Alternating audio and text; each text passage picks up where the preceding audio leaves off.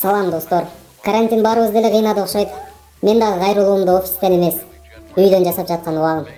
Дайыма эле гезит журналдардан, телевизорлордон жаштар өлкөнүн келечеги, жаштар биздин келечегибиз, жаштар бул коомдун активдүү катмары деген сыяктуу сөздөрдү угуп калабыз, туурабы? Бирок акыркы учурлар андай болбой жатпайбы? Жаштар пассивдүү катмарга айланып бара жатат. Маселен, 2017 жылкы эсептөөлөр боюнча өлкө боюнча жалпы 3.025.770 жаран шайлоо укугуна ээ болгон. Алардын 65%-ын 30 жаштан жогорку жарандар түзсө, 35%-ы жаш жарандарыбыз түзгөн. Маселе бул жерде эмес, достор. Маселе бул 18 жаштан 30 жашка чейинки жаш жарандарыбыздын 1.051.358-и шайлоо укугуна ээ болгон. Бирок шайлоого катышканы 42%, 58%-ы шайлоого катышкан эмес.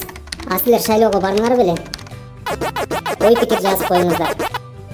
Сурамжылоо учурунда 68%-ды белгилүү себептер менен жана кайдыгер мамиле менен барышкан эмес.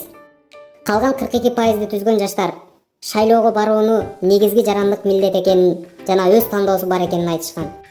Туура. Эң негизгиси келечекке жоопкерчилик мамиле жасап, жарандык милдетибизди аткарышыбыз зарыл. Кийинки көрсөтүлө турган схема менен биз жөн гана шайлоого барбастан өлкөнүн да өнүгүүсүнө салым кошсок болот.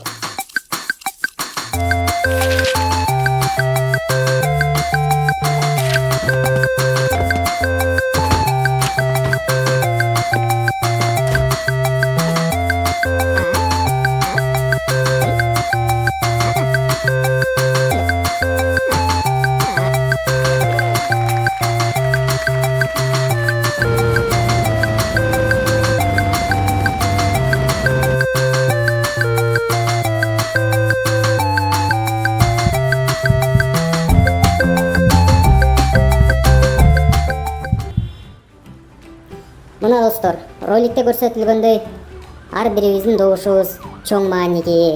Туура тандоо өз келечегибизге гана эмес, өлкөнүн келечегине да таасир берет. Кайдыгер карабаңыздар, туура тандоо жасаңыздар.